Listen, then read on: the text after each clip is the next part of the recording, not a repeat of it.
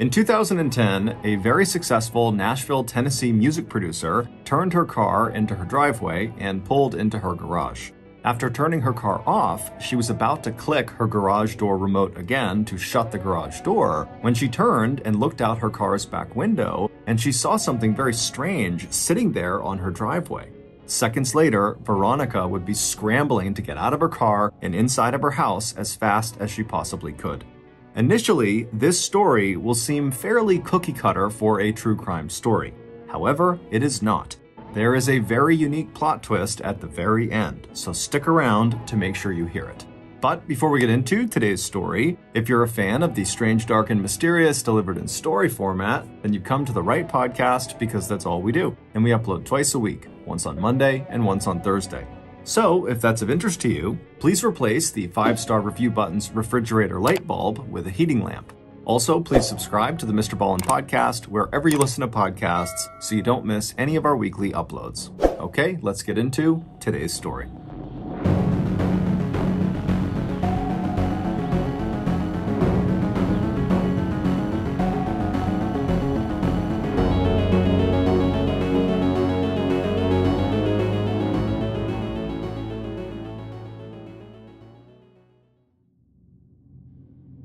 Veronica Boza looked out the window of the music studio and then down at her iPhone.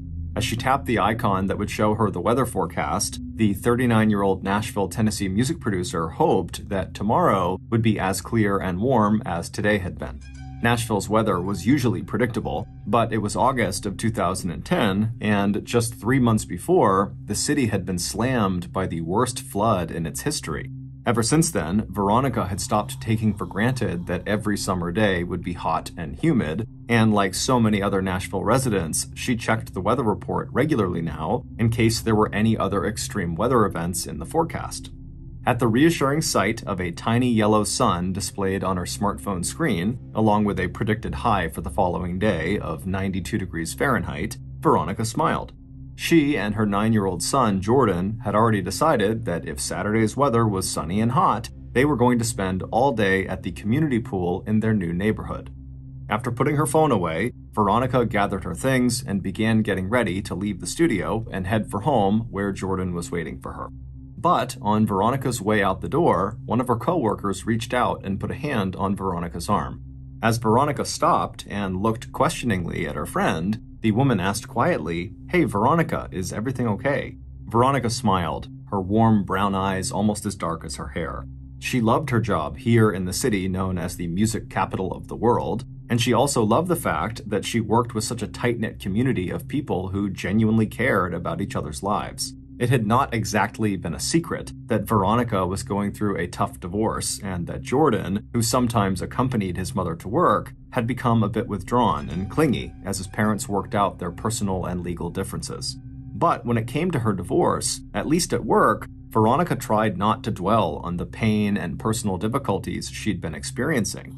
But even though she wasn't necessarily sharing these feelings at work, the fact was that Veronica was feeling some anxiety.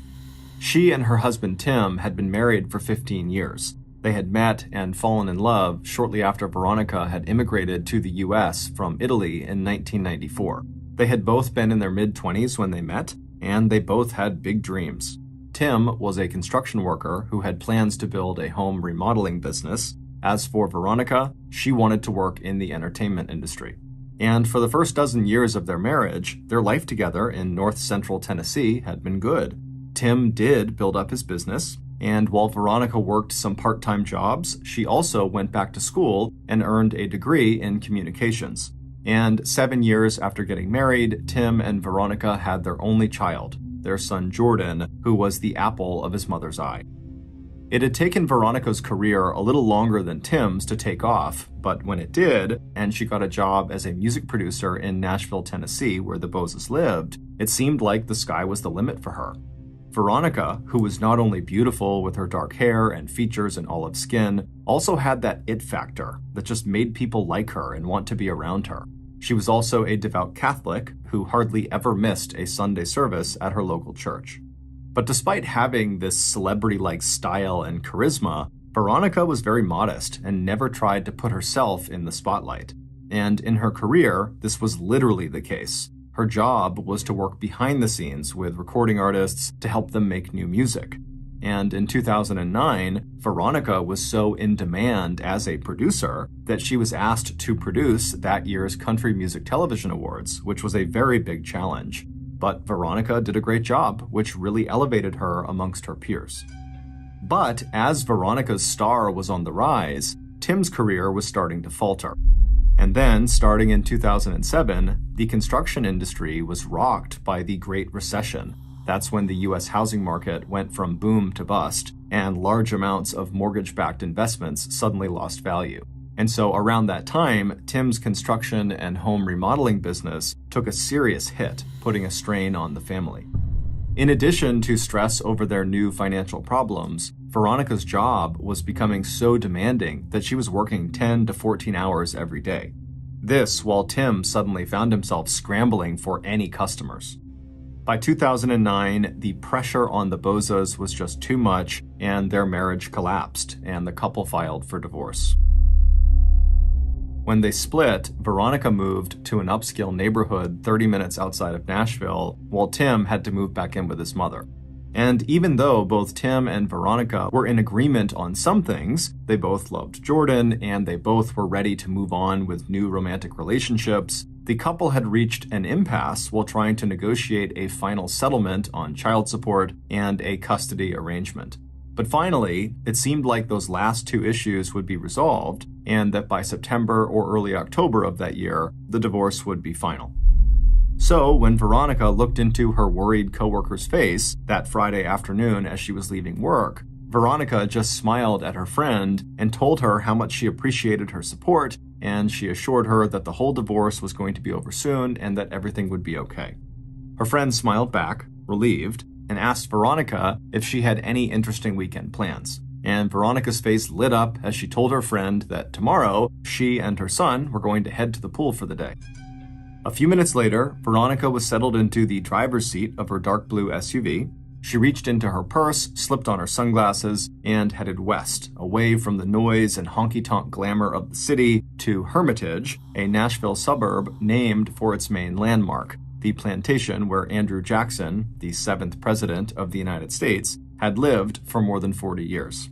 Her destination was a quiet, affluent neighborhood just 7 miles south of the famous plantation, a development called Bridgewater, where Veronica and Jordan lived in a 3-story pale brick colonial-style home with black shutters and a covered front porch supported by 6 white columns.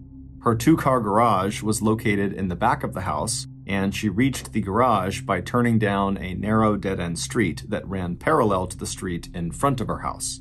As Veronica turned down that little dead-end road, she felt the same thrill she'd felt 4 months earlier when she'd bought the house. It was perfect for her and Jordan. Her neighbors were friendly but not intrusive, the wooden fence around her backyard gave her and Jordan plenty of privacy, and the whole place just felt very safe and secure. Veronica turned right into her driveway, and after parking her car in the garage, she headed inside to see her son Jordan. The next day, Saturday, went exactly to plan. Veronica and Jordan drove to the nearby community recreation center where the pools sparkled in the sunshine. As Veronica read and sunbathed, Jordan and the other kids splashed and played in the cool water. By the time they got home that afternoon, Jordan was tired and happy, and Veronica was tanned and rested. The next morning, Sunday, August 29th, Veronica bustled around the kitchen making breakfast for both of them. When they were finished eating, Veronica reminded her son to pack his overnight bag with anything special that he wanted to take to his dad's house.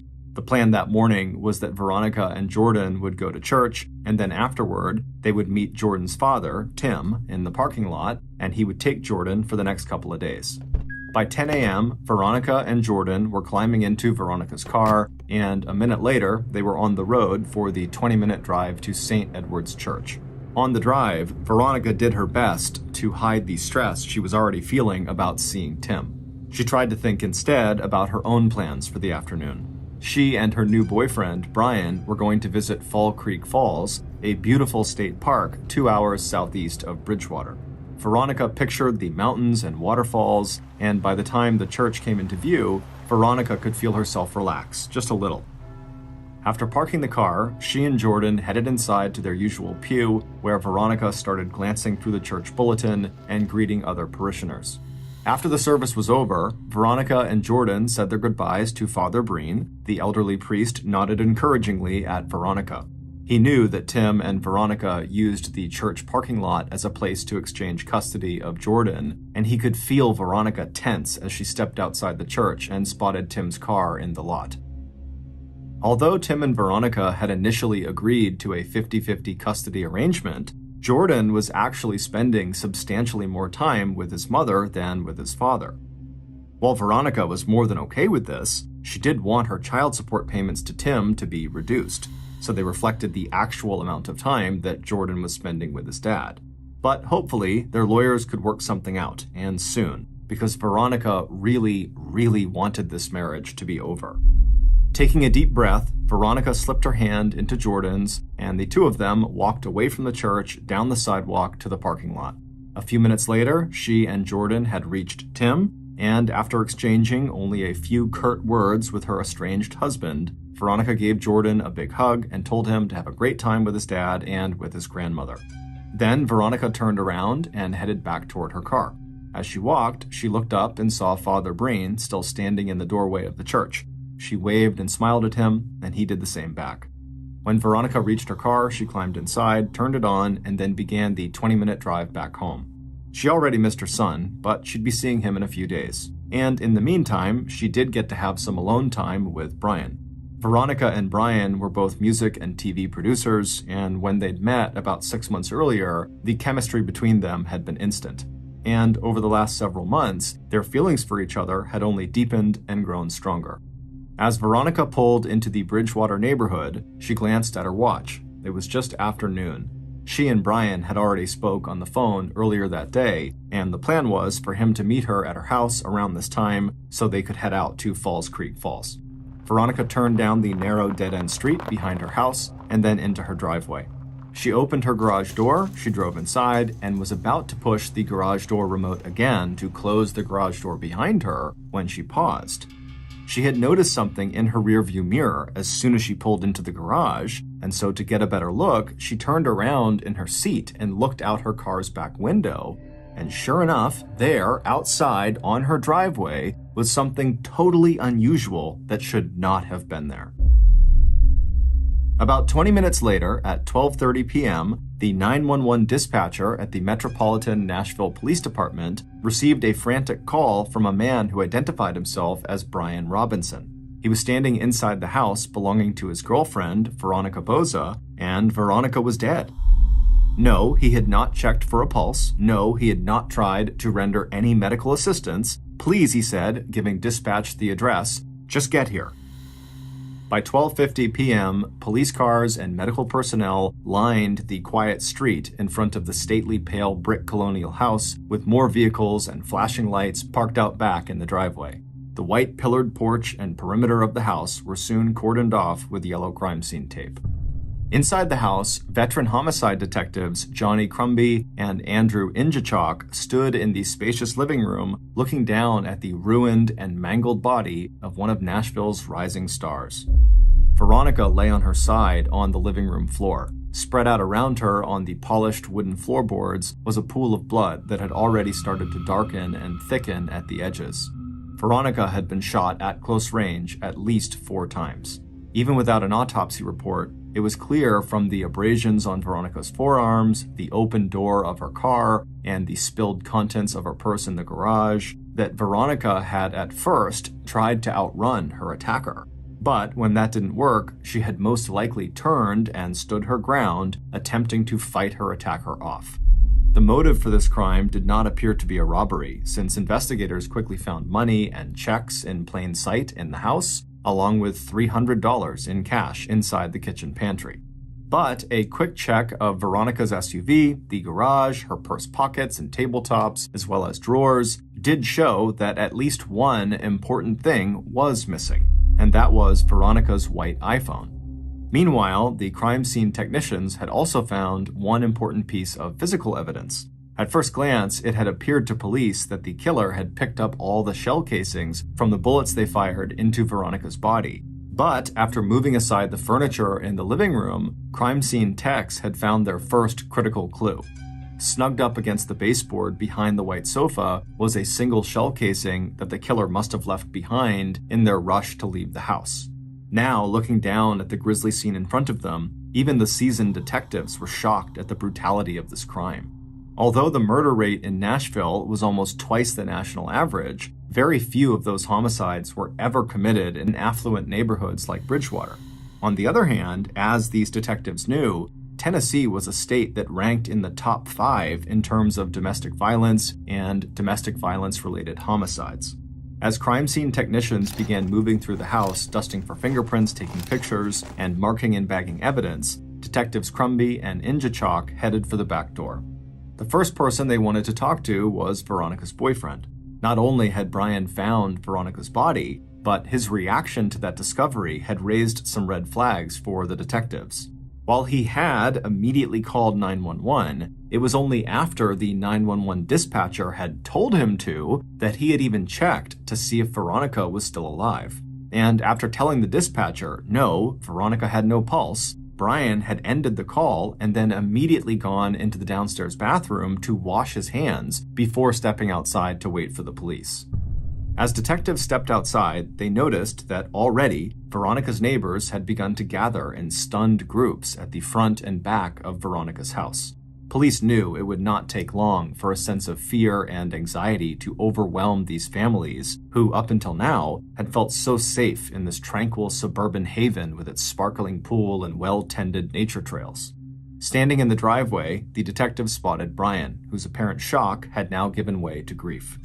But despite his obvious distress, when the detectives asked Brian to accompany them to the police station for a formal interview, he immediately agreed to the request.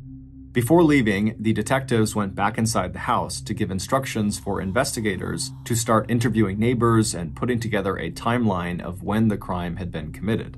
Investigators also needed to track down Veronica's coworkers and friends in case they had any information that would help police understand what was going on in Veronica's life that might have been a motive for her murder. And they also wanted police to search everywhere for Veronica's phone, along with any other electronic equipment like computers or tablets. Without access to the physical phone, the detectives wanted access as soon as possible to her cell phone records, which would show who she had spoken to that morning, and the records would show when her iPhone had been used last. 15 minutes later, the detectives and Brian walked into the nearby Hermitage police station. Once inside the interrogation room, the detectives did not waste any time. Detective Crumby pressed Brian about his whereabouts that morning and what he saw and did when he arrived at Veronica's house at 12:30 that afternoon. When Brian told them about a phone conversation he'd had with Veronica at about 11:50 a.m. as she was driving back from church, detectives exchanged a meaningful glance. If Brian's phone records confirmed that statement, they had just narrowed down the window of time during which Veronica had been killed to sometime between noon and 12:30 when Brian arrived at the house. That window would be narrowed even further when Veronica's cell records showed that Veronica had made a second call after she talked to Brian. She had called a friend, and this second conversation had ended at 12:08. So if Brian himself was not the killer, then Brian must have arrived on the scene literally just minutes after the killer had left. Hoping to clear his name, Brian tried to offer up any information he thought could be useful to their investigation. He said when he had arrived at Veronica's house, he immediately noticed that her garage door was open and she never left it open. Brian also told detectives that after making that call to Veronica at 11:50 a.m., he had stopped by a convenience store to buy some snacks for him and Veronica to enjoy on their outing they had planned for that afternoon, and he had left that store at 12:15, and he thought maybe the store had a surveillance camera that would back up his story and give him an alibi. As to why he did not try to offer any medical assistance to Veronica, Brian said that when he saw all the blood and bullet wounds, he just assumed that she was dead. And after talking with the dispatcher and checking for a pulse, Brian could not stand to have Veronica's blood all over his hands, so that was why he stepped into the bathroom to wash them. Brian then told police that the person they should be interviewing was Veronica's estranged husband, Tim. Brian told detectives that the couple was in the middle of a bitter dispute over money and custody arrangements, and so Tim would have a lot more reason to kill Veronica than he, Brian, would. Before letting Brian leave the station, police requested a DNA swab, fingerprints, and access to Brian's phone records, and Brian complied right away. While detectives did not have any evidence that would allow them to detain Brian, they also did not have any evidence that completely eliminated him as a suspect. After ending their interview with Brian, the detectives again moved quickly. They wanted to talk to the next person of interest on their possible suspect list. Hopping into their car, they headed north to tell Tim Boza that his wife had just been murdered. Tim answered their knock on the front door of his mother's house in Robertson County, a 35-minute drive from the church parking lot where Tim had picked up Jordan earlier that day. After hearing the news of Veronica's death, Tim seemed most upset not by the murder, but at the prospect of having to tell his 9-year-old son that his mother was now dead. After making plans to leave Jordan at his sister's house, Tim willingly accompanied the detectives to the police station for a formal interview. By 7 p.m. that night, he was sitting in a police interrogation room, answering pointed questions about his financial problems, how much money he stood to lose in the divorce, and the statements they'd heard about the couple's volatile relationship. Tim admitted that he and Veronica were not getting along, and that he was worried that Veronica was going to try to limit the time Tim could have custody of his son. Tim also told police that he had not wanted the divorce, suggesting that Veronica's long workdays and high-powered job had put as much strain on the marriage as Tim's money troubles had. Tim also suggested that his wife had been unfaithful. Detectives were surprised that Tim was speaking so openly about marital problems that could be seen as motives for murder, but when pressed by Detective Crumby, who told Tim, quote, "Something about you doesn't seem right," Tim pushed right back. He understood that police were only doing their job. He was the soon-to-be ex-husband, and they had to investigate his possible involvement, but he insisted that he had had nothing to do with the murder.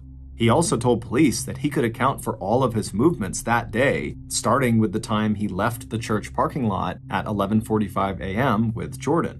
Tim told detectives that after he had arrived home, he had left his son with his mother, so Jordan's grandmother, at the house, and then Tim had gone out to a home supply store to get the materials he needed to make a plumbing repair, and then he also made a stop at a local grocery store to buy some soda for Jordan.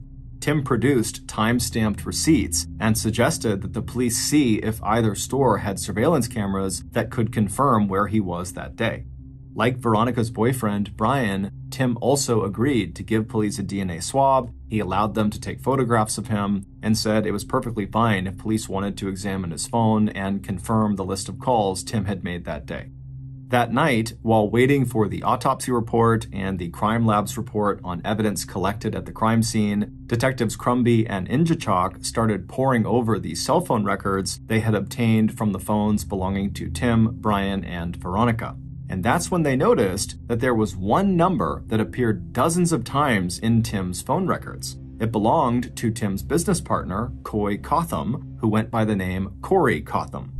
Since Tim had already told the police that he had made several calls that day to Corey, it wasn't the identity of this caller that surprised the detectives. It was the number of calls back and forth between Corey and Tim, including 13 separate calls on the day of Veronica's murder and dozens of calls and text messages over the previous days and weeks.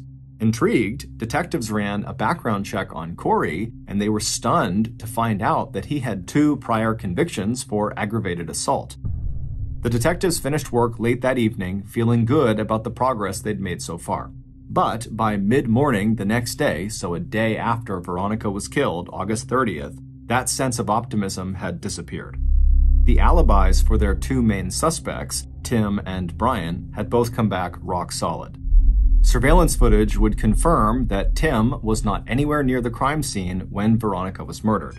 And similarly, police were able to confirm that Brian had in fact left a convenience store at 12:15 p.m., and given that he called 911 at 12:30 p.m., just 15 minutes later, to report finding Veronica, that would not have left him enough time to commit the murder. Interviews with friends and neighbors had also failed to shine any light on what might have happened, especially with Tim and Brian in the clear. One neighbor had reported seeing a light-colored van or SUV on the road behind Veronica's house, but this neighbor could not identify the make or model, and he didn't get a license number, and he didn't get a good look at the driver. The shell casing that was found inside of Veronica's house, which turned out to be a match for the bullets recovered from the crime scene. It should be noted that all the bullets that had been fired at Veronica went through her, so they were able to find the bullets on the ground. That match was still an important clue, but only if they had a way to find out where the gun was now and who had used it. Suddenly, in the face of these disappointments, those phone records that the police were collecting and the name Corey Cotham had become the detectives' best and possibly only remaining leads. Convinced that a deeper analysis of data from the cell phones, along with the records of the calls, might generate new leads, the Metropolitan Nashville Police asked for help from the Tennessee Bureau of Investigation. The Bureau agreed and assigned one of its experts in computer and mobile device forensics to the Veronica Boza murder investigation. So, after turning over Tim's phone and all the phone records they had to the Tennessee Bureau of Investigation, local investigators reached out to their new person of interest, Corey Cotham, and asked him for an interview, to which he agreed. But, like both Tim and Brian, Corey also had an alibi for the day of Veronica's murder. He told police he had spent the day at the home of a girlfriend in the Nashville area and that she could confirm this. As for any involvement in Veronica's murder, Corey said he had nothing to do with it. Unlike Tim and Brian, Corey refused to let police access his cell phone, which he said was locked inside of his vehicle. He also refused to give police a DNA swab. The detectives, who now wondered if maybe Corey had also been involved in some kind of a relationship with Veronica, responded by getting a search warrant that would allow them to impound Corey's car and examine everything inside of it, including his phone. They also got a warrant for a DNA swab and photographs of Corey. Detectives now had their suspicions about Corey, but no hard evidence that connected him to Veronica's murder. So Corey, like Tim and Brian, was allowed to leave. After searching Corey's car and retrieving his phone, detectives immediately turned it over to the Tennessee Bureau of Investigation, and then the detectives turned their own attention to investigating Corey's alibi. Using the phone number Corey had given them, they contacted Corey's girlfriend in Nashville, Jenny Addington, who agreed to meet them in the parking lot of a shopping mall near her home. And then, once again, detectives hit a dead end. According to Jenny, she had worked an overnight shift on the night of August 28th, and then when she came home the next day at 7 a.m. on August 29th, so the day Veronica was killed, Corey was sleeping in her bedroom. And at the time of the murder, sometime between 12:08 and 12:40 p.m., Jenny was making lunch for Corey, who spent the day with her inside of her apartment. On September 5th, 6 days after Veronica's murder, Nashville's music community turned out in force to attend Veronica's funeral service. Also in attendance were Tim and Jordan, as well as Veronica's boyfriend, Brian, and police. But the only intel officers picked up was a rising murmur of concern and fear. What had really happened to Veronica? And could her murderer be right here in this church right now? It wouldn't be until 6 days after that funeral service that investigators would get a phone call that would finally give them the answers to those questions and would break the homicide case wide open. On Saturday, September 11th, exactly 2 weeks after Veronica's murder, Corey's Nashville girlfriend, Jenny, called the Metropolitan Nashville Police Department and asked to speak with Detectives Crumby and Injachok.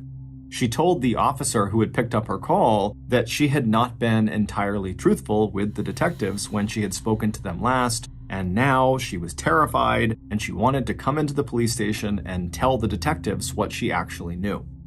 Based on the new statement Jenny would make to detectives on September 11th, along with an analysis of cell phone data that would map out the actual physical location of Veronica's iPhone both before and after her murder, this is a reconstruction of what actually happened to her on the day she was killed. Sunday, August 29th was hot and humid, but inside of St. Edward's Catholic Church in Nashville, the air was cool, and as the 10:30 a.m. Mass came to an end, Veronica felt a sense of peace settle over her. She sat quietly for a moment with her son Jordan, exchanging goodbyes with other parishioners and waiting for the pews to clear before she and her son also slipped out into the center aisle and began making their way to the big doors at the back of the church. As Veronica and Jordan passed by Father Breen on their way outside, Veronica stopped for a second to shake hands with the priest. She had been so grateful over the past year for his support and encouragement. Now, as she glanced toward the parking lot where she knew Tim would be waiting, Father Breen smiled and gave her hand an encouraging squeeze. Veronica smiled back and thanked him again for his prayers and blessings before stepping from the dim interior of the church into the sun and heat. Outside, Veronica's killer watched from a distance as Veronica and her son walked hand in hand across the church parking lot to where Veronica's estranged husband, Tim, waited for them, his arms crossed, leaning against the side of his car. The killer had already spent hours following Veronica on other occasions, still waiting for the right opportunity. But this morning's setup looked promising. The child would be out of the picture, and as Veronica turned away from Jordan and Tim to walk over to her own car, she looked relaxed and didn't even seem to notice her surroundings or her killer. And that was unusual because Veronica's killer was such a big guy, he was 6'5" tall and nearly 300 pounds, that people did tend to notice him wherever he went, and usually he welcomed the attention, just not now. The killer smiled, satisfied with how things were going so far, and watched as Veronica pulled her phone out of her purse and started tapping her screen as she walked the final distance across the lot to her car. A few moments later, Veronica disappeared into her SUV and started up the engine. As she maneuvered her car out of the parking lot and out onto the expressway that was the fastest route from the church to her home, where she and her boyfriend Brian would soon meet, Veronica did not notice the light-colored large SUV that had slid into the lane several cars behind her. The killer knew where Veronica was headed next, and so he quickly passed her vehicle and rushed all the way to the turnoff into her neighborhood, the Bridgewater development, before Veronica got there. By now, the killer had spent enough time spying on Veronica that he knew she liked to park inside of her garage, and then she would enter her house through the door in the garage that connected to the kitchen of the house. The killer also knew that Veronica always immediately closed the garage door behind her after she pulled her car inside. So he pulled into a nearby alley and waited, knowing that he would have to move very quickly once she arrived and pulled her car down the driveway into the garage so that he did not get blocked out by the closing garage door. And sure enough, as soon as Veronica arrived at the development and pulled into her driveway, her killer was on the move. As the garage door slowly opened, he pulled his van right into the driveway behind her. He caught a quick glimpse of Veronica's face in her rearview mirror, and he saw her eyes widen in sudden alarm. Then he was out of his car, gloves on, hat pulled down low, and a tactical sleeve covering most of his face. As the man calmly walked with great long strides into her garage, Veronica scrambled out of her car, dropping her purse and all of its contents onto the floor. Then she stood up and ran to the door that connected the garage to her house, and she opened it up.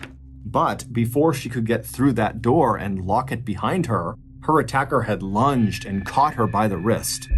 Adrenaline now flooding through Veronica's body, she twisted violently out of his grasp and then flung herself forward, falling first into the kitchen, and then after getting back onto her feet, she lunged even farther into the house, into the living room.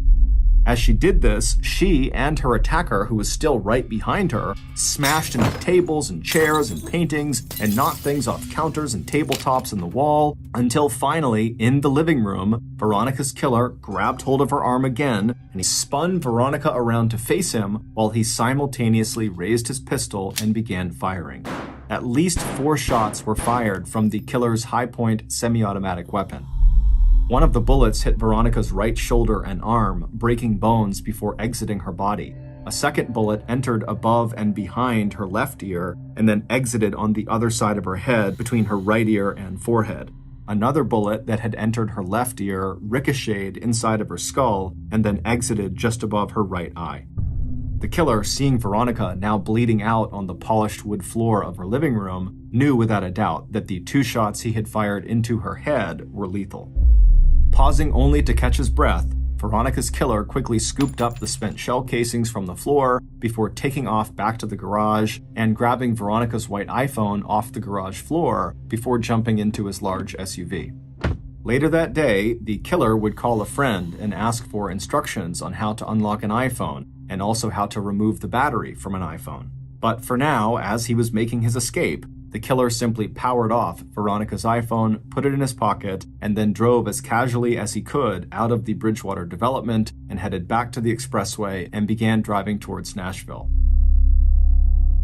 Earlier that same morning, Jenny arrived home from her overnight shift, not at 7 a.m. as she had first told detectives, but at about 9:30 a.m. Her boyfriend, Corey, was not there at the time. Tired, Jenny immediately showered and then went right to bed. Because she lived with roommates that she did not entirely trust, Jenny actually kept her handbag with her in the bed as she slept. It contained her wallet and her car keys. At some point that morning, shortly after Jenny had climbed into bed, Jenny woke up to find Corey bending over her. When he kissed her and told her he was going out for a little while, she wondered sleepily if he was also slipping his hand under her covers to grab the keys to her minivan. But since her only concern at the moment was just to go back to sleep, Jenny turned over again and closed her eyes. She didn't wake up again until mid-afternoon. That was when Corey woke her and told her he wanted to take her out to an early dinner at a restaurant near Nashville called TGI Fridays. They got into Corey's car, a champagne-colored Cadillac Escalade with a vanity license plate that read Big Man, and headed off for their evening out. At some point along the way, a thin white phone slipped off the console of Corey's Escalade and landed on the floor. Jenny leaned down, picked up the iPhone, and put it back on the console next to the black Android phone that she recognized as Corey's. She didn't ask him where the white phone had come from. Jenny knew that Corey had all kinds of business dealings with all kinds of people, and she suspected that some of that business and some of those people were pretty shady. It had been Corey, after all, who had convinced Jenny to steal her soon-to-be ex-husband's high-point 9mm handgun, along with plenty of ammunition, back in July. At the time, Corey said that Jenny might need it for protection, and she had been carrying it around ever since in the back of her minivan in a red-maroon lunch bag. Except that Jenny's ex had filed a stolen weapon report with police, and when Jenny had gone to look for the gun a few weeks ago, thinking she should just return it in case police decided to come question her about the missing weapon, the gun and the maroon bag had disappeared from her car. She'd asked Corey at the time if he'd taken it, since he sometimes borrowed her van and also helped her now and then take groceries out of the rear compartment, but he denied ever touching it. By the afternoon of the following day, Monday, August 30th, Corey was in a terrible mood. He told Jenny that police were after him for information about the recent murder of his business partner's wife and that they had impounded both his Cadillac Escalade and his cell phone. Corey told her that she really needed to help him out. Just to get the cops off of his back, he told them that he had been with her all day yesterday, and if police got in touch with her, that's what she should tell them. That he'd been at the apartment with her from 7 a.m. till they left the apartment together to go eat dinner at TGI Fridays. Jenny agreed because she knew this wasn't really a request, it was an order, and she knew better than to cross Corey when he was in one of his moods. But it wasn't until after police did talk to Jenny that evening outside of the strip mall, and she confirmed Corey's alibi, that Jenny started to feel uneasy and a little afraid about having done what Corey had told her to do. As details of Veronica's murder started being reported all over the news, Jenny thought again about that missing gun that she had taken from her ex and about that white iPhone she had seen in Corey's Escalade. And then things got even worse. It turned out that one of Corey's acquaintances had told police that Corey had asked him to clean a high-point pistol for Corey and that Corey had brought the weapon to him inside of a maroon lunch bag. And shortly after that development, Jenny had overheard Corey making plans to leave the United States for Barbados, an island country in the West Indies. Worried that she was about to get caught in the middle of a legal mess, and increasingly afraid that Corey was the person who had taken that gun out of her minivan, Jenny decided she had to come clean to police about Corey's alibi. So on September 11th, Jenny called the Metropolitan Nashville Police and told Detectives Injachok and Crumby the truth about Corey's alibi. That on the morning of Sunday, August 29th, Jenny had no idea where Corey was between 7 a.m. and mid-afternoon when he woke her up to bring her to TGI Fridays. After this admission, Jenny agreed to fully cooperate with police. She also agreed to a DNA swab and allowed police to examine her phone. And police quickly ruled Jenny herself out as a suspect since her phone was nowhere near the crime scene when Veronica was murdered. But what Jenny didn't know when she called the detectives to tell the truth was that the police had actually already come to the conclusion that Corey had to be the killer. According to the phone forensics expert from the Tennessee Bureau of Investigation, on the day of Veronica's murder, even though her phone had been powered off, they were able to track its position. And on that day, after her death, Veronica's white iPhone followed the exact same track as another phone. And that phone was Corey's black Android. It would turn out Jenny's suspicions were correct. Corey had indeed taken the gun from the back of her minivan, and he had used that gun to kill Veronica Boza. He would be arrested on September 21st, 23 days after the murder. But that was not the end of this murder investigation, because police were about to uncover one final unbelievable twist to the Veronica Boza homicide, which was literally the kind of thing you would expect to see in a movie. It would turn out Corey was not Veronica's only killer.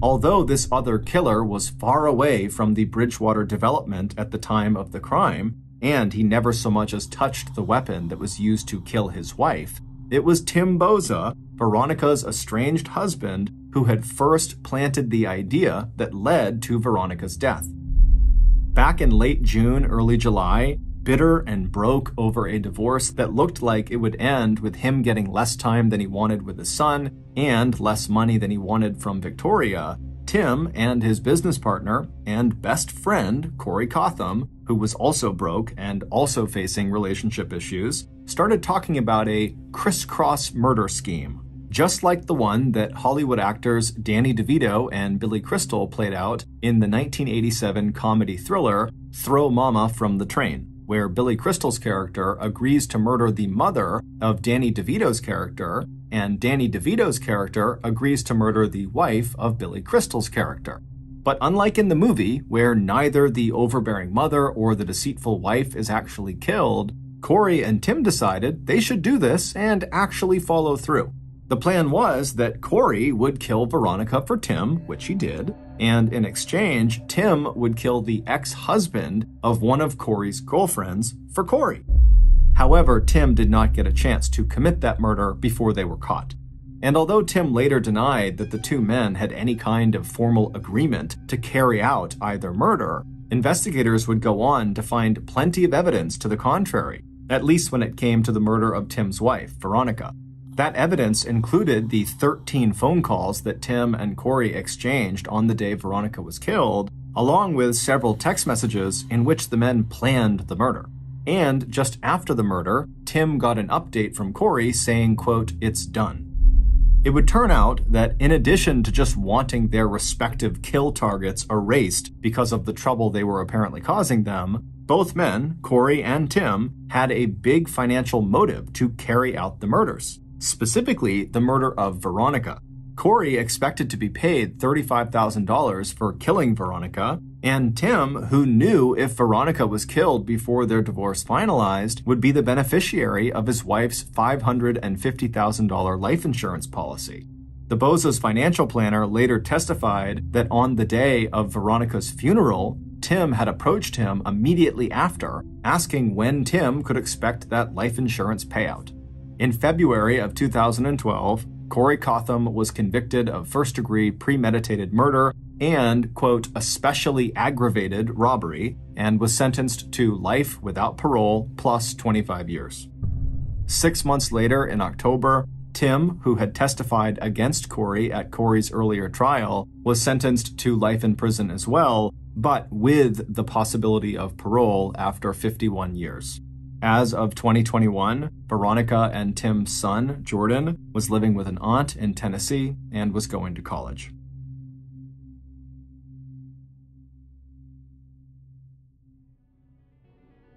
Thank you for listening to the MrBallen Podcast. If you got something out of this episode and you haven't done this already, please replace the 5-star review button's refrigerator light bulb with a heating lamp.